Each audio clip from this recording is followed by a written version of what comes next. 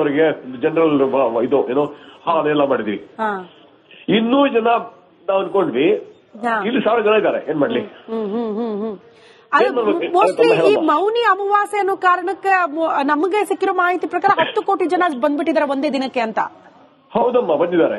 ಇಲ್ಲಿ ಮೌನಿ ಅಮಾವಾಸ್ಯೆಯನ್ನ ನಾವು ಹೈಕ್ ಮಾಡಿದೀವಿ. ಅಂದ್ರೆ ಬೇರೆ ದಿನಗಳು ಬರಬಹುದಾಗಿತ್ತೇನೋ ಗೊತ್ತಿಲ್ಲ. ಇನ್ಮೇಲೆ ಮಹಾಕುಂಭ ಮಾಡುವಾಗ ಯಾವುದೇ ಒಂದು ದಿವಸಕ್ಕೆ ಪ್ರಶಸ್ತ ಕೊಡದೆ ಇಡೀ ಒಂದು ತಿಂಗಳು ಯಾವಾಗಾದ್ರೂ ಬನ್ನಿ ಅಂತ ಹೇಳಿದಾಗ ಈ ಪರಿಸ್ಥಿತಿ ಆಗತ್ತೆ. ಹೀಗಾಗಲ್ಲ. ಆಮೇಲೆ ಇವತ್ತು ಆ ಅಖಾಡ ಅಂತಿದೆ ನಮ್ಮಲ್ಲಿ ಒಂದಷ್ಟು. ಅಖಾಡ ಅಂದ್ರೆ ಒಂದು ಸಂಸ್ಥಾನ ಅಂತೀವಲ್ಲ ನಮ್ಮಲ್ಲಿ, ಹೌದು ಸರ್. ಅದನ್ನ ಇಲ್ಲಿ ಅಖಾಡ ಅಂತ ಕರಿತೀವಿ ನಾವು. ಹೌದು. ಉತ್ತರ ಭಾರತದಲ್ಲಿ ಅಖಾಡ 13 ಅಖಾಡಗಳು ಹೇಳಿವೆ ನಾವು ಹೋಗಲ್ಲ ಸ್ಥಾನಕ್ಕೆ ಇವತ್ತು ಅಂತ.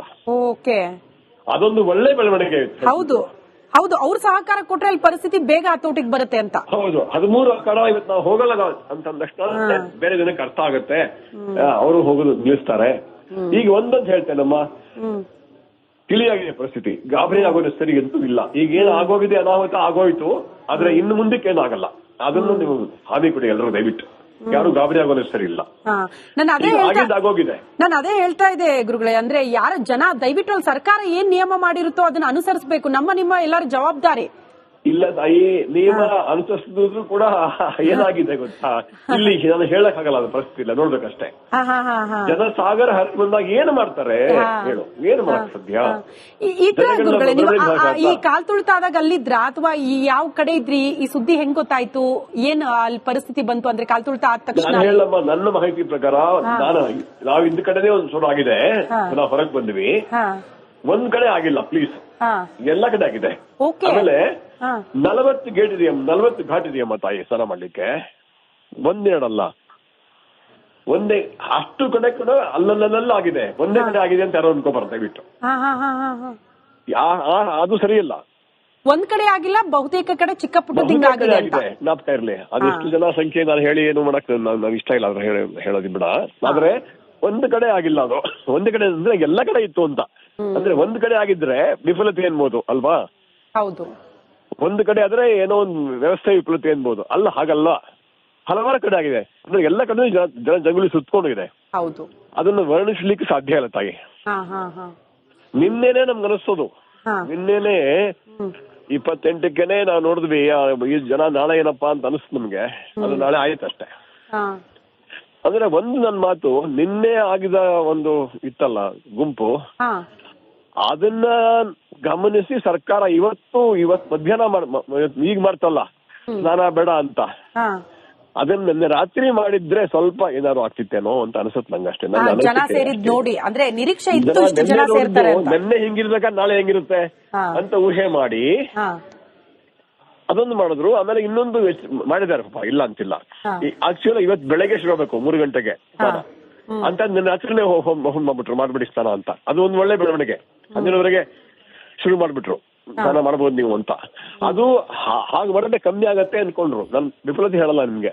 ಬೆಳಗ್ಗೆ 3 ಗಂಟೆಗೆ ಆಗೋ ಸ್ನಾನನ ಇನ್ನು ಬೇಗನೆ ಮಾಡಿ ಅಂದ್ರು, ಸಂಜೆಗೆ ಬಿಟ್ಬಿಟ್ರು. ಮೌನಿ ಅಮಾವಾಸ್ಯೆ ಸ್ನಾನ ಅಂತ. 1 ನಿಮಿಷ, ಇಲ್ಲಿ ರಿಪಬ್ಲಿಕ್ ಟಿವಿ ಆನ್ಲೈನ್ ಇದೆ, ನಿನ್ ಮಾತಾಡ್ತೀನಿ ಬಾಯಲ್ಲಿ. ಇಲ್ಲಿ ಇನ್ನೊಬ್ರು ನನ್ನ ಸ್ನೇಹಿತರು ಬಂದಿದ್ದಾರೆ, ಅವನು ಅವನ್ ಪಾಪ ಸ್ಟಾಂಪ್ ಮಾಡಿದ್ದನ್ನ ಜನನ ಹತ್ತಿರವನ್ನ ಎತ್ತಿದ್ದಾನೆ. ಬಿದ್ದವ್ರನ್ನ ಅವನ್ ಕೊಡ್ತೀನಿ ಈಗ, ಅನಂತರಾಮು ಅಂತ ಕೊಡ್ತೀನಿ. 1 ನಿಮಿಷ ಕೊಡ್ತೀನಿ. ನಮಸ್ತೆ ಅನಂತರಾಮ್ ಅವರೇ. ನಮಸ್ತೆ. ನಮಸ್ಕಾರ. ಕಾಲ್ ತುಳಿತಾದಾಗ ಸ್ಪಾಟ್ ಅಲ್ಲಿ ಇದ್ರಿ ಅಂತ ಭಾವಿಸ್ತೆ. ಅವ್ರು ಹೇಳ್ತಾ ಇದ್ರು ಬಿದ್ದವ್ರನ್ನ ಎತ್ತಿದೀರಾ ಅಂತ. ಅಂದ್ರೆ ನೋಡಿದೀರಾ ಘಟನೆನಾ ಅಂತ? ಖಂಡಿತ ನೋಡಿದೀವಿ. ನಾವು ಅಲ್ಲಿಗೆ ಸಂಗಮ್ ಘಾಟ್ ಹತ್ರ ಸ್ನಾನ ಮಾಡ್ಕೊಂಡ್ ಬರ್ತಿದ್ದಾಗ ಏನಾಗ್ತಿದೆ, ಜನಜಂಗುಳಿ ಯಾವ ತರ ಇದೆ ಅಂತಂದ್ರೆ, ಇನ್ನೊಂದು ಡೌಟ್ ಇರ್ತಕ್ಕಂತ ಬ್ರಿಡ್ಜ್ 2 ಒಂದೇ 2 ವೇ ಆಗ್ಬಿಟ್ಟು ಕಂಟ್ರೋಲ್ ಆಗ್ಲೇ ಇಲ್ಲ. ಆ ನೂಕುನುಗ್ಲಾಟದಲ್ಲಿ ಸಣ್ಣ ಮಕ್ಕಳು, ವಯಸ್ಸಾದವರೆಲ್ಲ ಕೆಳಗಡೆ ಬಿದ್ದು ಕಾಲ್ ತುಳಿತಗಳಾಗಿ ನಾವು ಅವ್ರನ್ನೆಲ್ಲ ಎತ್ತಿ ಎಲ್ಲ ಮಾಡಿ ಬರುವಂತ ಒಂದು ಸಿಚುವೇಶನ್ ಕ್ರಿಯೇಟ್ ಆಯ್ತು. ಅದ್ರ ಜೊತೆಗೆ ಆಂಬುಲೆನ್ಸ್ ಒಳಗಡೆ ಬರಕ್ ಆಗ್ಲೇ ಇಲ್ಲ. ಪೊಲೀಸ್ನವರು ನಿಸ್ಸಹಾಯಕರಾಗೋದ್ರು. ಬಹಳಷ್ಟು ಒಂದು ಏನಂತಾರೆ ದುಃಖಕರವಾದ ಒಂದು ಸ್ಥಿತಿಯಲ್ಲಿ ನಿರ್ಮಾಣ ಆಗೋಯ್ತು. ಒಂದು ನಿಮಿಷದಲ್ಲಿ ಅದಾಗೋಯ್ತು ಆ ತರ. ಆಮೇಲೆ ಒಂದ್ ಕಡೆ ಆಗಿಲ್ಲ ಅಂತ ಹೇಳು. ಆಮೇಲೆ ಇದೇನಾಗಿದೆ, ಒಂದ್ ಕಡೆ ಆಗಿಲ್ಲ. ಸಂಗಮಕ್ಕೆ ಹೋಗಕ್ಕೆ ಸುಮಾರು ಒಂದು 15 ಎಂಟ್ರಿ ಇದೆ. ಘಾಟ್ಗಳನ್ನ ಮಾಡ್ಕೊಂಡಿದ್ದಾರೆ. ಆ ಘಾಟ್ಗಳು ಒಂದು, ಮತ್ತೆ ಅದಕ್ಕೆ ಹೋಗಕ್ಕೆ ಘಾಟ್ಗಳ ಕಡೆಗೆ ಹೋಗೋದಕ್ಕೆ 15 ದಾರಿಗಳಿದಾವೆ. ಓಕೆ. ಅಲ್ಲೇನಾಗ್ತಿದೆ, ಎಲ್ಲಾ ಕಡೆಗೂ ಜನ ನುಗ್ಗಲಾಗೋಗಿದೆ. ಸ್ಟ್ಯಾಂಪೇಡ್ ಒಂದ್ ಕಡೆಗೆಲ್ಲ ಸುಮಾರು ಕಡೆಗೆ ಆಗೋಗಿದೆ. ಸೊ ಚಿಂತಾಜನಕ ಅಂತ ಹೇಳಲ್ಲ, ಇಂತ ಒಂದು ಇದರಲ್ಲಿ ಕೆಲವು ಟೈಮಲ್ಲಿ ಜನ ಜಾಸ್ತಿ ಆದಾಗ ನಮ್ಮ ಆರಕ್ಷಕರು ಸಹಿತ ಏನು ಮಾಡಕ್ಕಾಗಲ್ಲ. ಅಲ್ಲ ಸರ್, ಈಗ ಈ ಲಕ್ಷ ಜನ ಸೇರದಲ್ಲೇ ಕಂಟ್ರೋಲ್ ಮಾಡಕ್ ಆಗಲ್ಲ ಜನರನ್ನ. ಒಂದ್ ರೀತಿ ಆತರ ಇರುತ್ತೆ, ನಮ್ಗೆಲ್ಲ ಕಾತುರ ಇರುತ್ತೆ, ಬೇಗ ಹೋಗ್ಬಿಡ್ಬೇಕು, ಬೇಗ ಮಾಡ್ಬಿಡ್ಬೇಕು ಅಂತ ನಾವೇ ಸ್ವಲ್ಪ ನೂಕ್ಲ ಆಗ್ಬಿಟ್ಟಿರುತ್ತೆ ಜನರ ಮಧ್ಯೆ.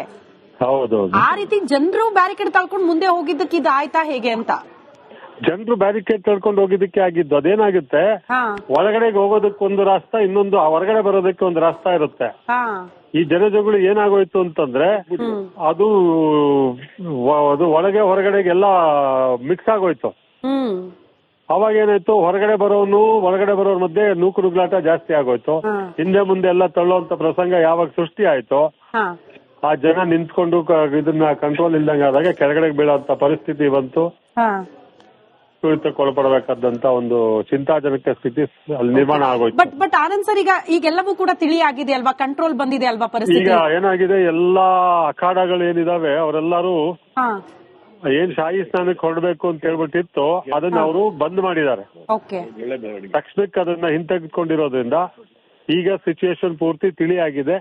ಒಂದು, ಒಳಗಡೆಯಿಂದ ಇರ್ತಕ್ಕಂಥ ಜನ ಯಾರಿದೆ ಅವ್ರನ್ನೆಲ್ಲ ಹೊರಗಡೆ ತರೋದಕ್ಕೆ ಏನ್ ಬೇಕೋ ವ್ಯವಸ್ಥೆ ಸಂಪೂರ್ಣವಾಗಿ ಈಗ ಜಾರಿಲಿ ಇದೆ. ಓಕೆ. ಸೊ ಯಾರು ಕೂಡ ಆತಂಕ ಪಡೋ ಹಾಗಿಲ್ಲ, ಯಾವ ತರದಲ್ಲೂ ಆತಂಕ ಪಡೋ ಹಾಗಿಲ್ಲ. ಯಾಕಂದ್ರೆ ತಕ್ಷಣನೇ ಸರ್ಕಾರ ಏನು ಕ್ರಮ ತಗೋಬೇಕು ಅದನ್ನ ನಮ್ಮ ಯೋಗಿ ಆದಿತ್ಯನಾಥ್ ಕೂತಿದ್ದ ಜಾಗದಲ್ಲಿಂದಲೇ ಆದೇಶವನ್ನು ಕೊಟ್ಟು ಎಲ್ಲ ಮಾಡ್ತಾ ಇದಾರೆ. ಇರ್ತಕ್ಕಂಥ ಸುದ್ದಿ ಅವರು ಸಹಿತ ಪ್ರಯಾಗ್ರಾಜಲ್ಲೇ ಬಂದು ತಲುಪಿದ್ದಾರೆ. ಏನೇನ್ ಮಾಡ್ಬೇಕು ಎಲ್ಲವನ್ನು ಮಾಡ್ತಾ ಇದ್ದಾರೆ, ಸುಸೂತ್ರವಾಗಿ ನಡೀತಾ ಇದೆ. ಎಷ್ಟು ಜನ ಹೋಗಿದ್ರಿ ಆನಂದ್ ಸರ್? ನೀವೆಲ್ಲರೂ ಕೂಡ ಸೇಫ್ ಆಗಿದ್ದೀರಾ? ನಾವೆಲ್ಲರೂ ಸೇಫ್ ಆಗಿದ್ದೀವಿ. ಏನು ಅಂತಂದ್ರೆ ಒಂದ್ ಸ್ವಲ್ಪ ಹಿಂದು ಮುಂದೆ ಆಗಿರಬಹುದು ಅಷ್ಟೇ ಬರೋದಕ್ಕೆ, ಆದ್ರೆ ನಮ್ ಜೊತೆಗೆ ಯಾರು ಬಂದ್ರು ಎಲ್ಲರೂ ಸೇಫ್ ಆಗಿದ್ದೀವಿ. ಅಲ್ಲ, ಕಳೆದೋದ್ರು ಕೂಡ ಸಿಗೋ ತರ ಇಲ್ವಲ್ಲ ಅಲ್ಲಿ ನಿಮ್ಗೆ? ಇಲ್ಲ, ಅದೇನಾಯ್ತು ಅಂತಂದ್ರೆ ಕೆಲವರಿಗೆ ಕಳೆದೋಗದೆ ಸಿಕ್ಕೋಕ್ಕಾಗಲ್ಲ ಅನ್ನೋದಿದೆ. ಆದ್ರೆ ನನ್ ಜೊತೆಗೆ ಬಂದವರಿಗೆ ಸ್ವಲ್ಪ ಅಕ್ಷರತೆ ಇರೋದ್ರಿಂದ ಮತ್ತೆ ಅವ್ರಿಗೆ ಒಂದು ಕ್ಷಮತೆ ಇದೆ. ನಾವು ಇದರಲ್ಲಿ ಕೈ ಜೋಡಿಸಿ ಅದನ್ನ ಹೇಗೆ ಕ್ಲಿಯರ್ ಮಾಡ್ಬೇಕು ಅನ್ನೋ ಒಂದು ಮನಸ್ಥಿತಿ ಇರೋದ್ರಿಂದ ದಾರಿ ಮಾಡ್ಕೊಂಡು ಬೇರೆಯವ್ರಿಗೂ ದಾರಿ ಮಾಡ್ಕೊಂಡು ಆಚೆಗೆ ಬಂದು ಈಗ ನಮ್ಮಲ್ಲಿ ವಾಪಸ್ ಆಶ್ರಮಕ್ಕೆ ತಲುಪೋದಕ್ಕೆ ಆನ್ ದಿ ವೇ ಇದ್ದಾರೆ. ಈ ಮನಸ್ಥಿತಿನೂ ಬಹಳ ಇಂಪಾರ್ಟೆಂಟ್. ನಮ್ ಜೀವ ಉಳಿದ್ರೆ ಸಾಕಪ್ಪ, ನಾವ್ ಇಲ್ಲಿಂದ ಬಚಾವಾದ್ರೆ ಸಾಕು ಅನ್ನೋರ್ ಮಧ್ಯೆ ಅಲ್ಲಿ ಕಾಲ್ ತೊಳಿತ ಉಂಟಾದ್ರೂ ಇನ್ನೂ ಕೆಲವರನ್ನ ರಕ್ಷಣೆ ಮಾಡೋಣ ಅನ್ನೋದು ಮನಸ್ಥಿತಿ ಇದೆಯಲ್ಲ, ಎಲ್ರಿಗೂ ಬರಲ್ಲ ಅಂತ ಆತಂಕ ಸೃಷ್ಟಿ ಆಗ್ಬಿಡುತ್ತೆ ಕೆಲವರಿಗೆ. ವಿಶೇಷ ಏನು ಅಂತಂದ್ರೆ ಅನೇಕ ವಿದೇಶಿಗರು ತಮ್ಮ ಮನೆಯಲ್ಲಿ ಏನೋ ಆಯ್ತೇನೋ ಅಂತೇಳಿ ಪಾಪ ಅವ್ರು ಕೆಲಸ ಮಾಡ್ತಾ ಇದಾರಲ್ಲ, ಅದು ಬಹಳಷ್ಟು ಆನಂದ ತರುವಂತ ವಿಷಯ. ವಿದೇಶಿ ಪ್ರಜೆಗಳು ಅವರೆಲ್ಲ ಸಹಾಯ ಮಾಡ್ತಿದ್ದಾರೆ ಅಲ್ಲಿ, ಖಂಡಿತ ಮಾಡ್ತಿದ್ದಾರೆ. ಅವ್ರಿಗೆ ಭಾಷೆ ಬರ್ದೇ ಇರೋದು ಸಹಿತ ಆ ಚೈನ್ ಕ್ರಿಯೇಟ್ ಮಾಡ್ಕೊಂಡು ಹೇಗೆ ಸಲ್ಲಿಸ್ಬೇಕು ಅದೆಲ್ಲ ನೋಡ್ಕೊಂಡು ಎಷ್ಟು ಕೆಲಸ ಮಾಡ್ತಾರಂತಂದ್ರೆ ಕುಂಭಮೇಳದ ಅದು ಒಂದ್ ಮೆರುಗು. ಆಪತ್ಕಾಲದಲ್ಲಿ ಏನ್ ಮಾಡ್ಬೇಕು ಅನ್ನೋದನ್ನ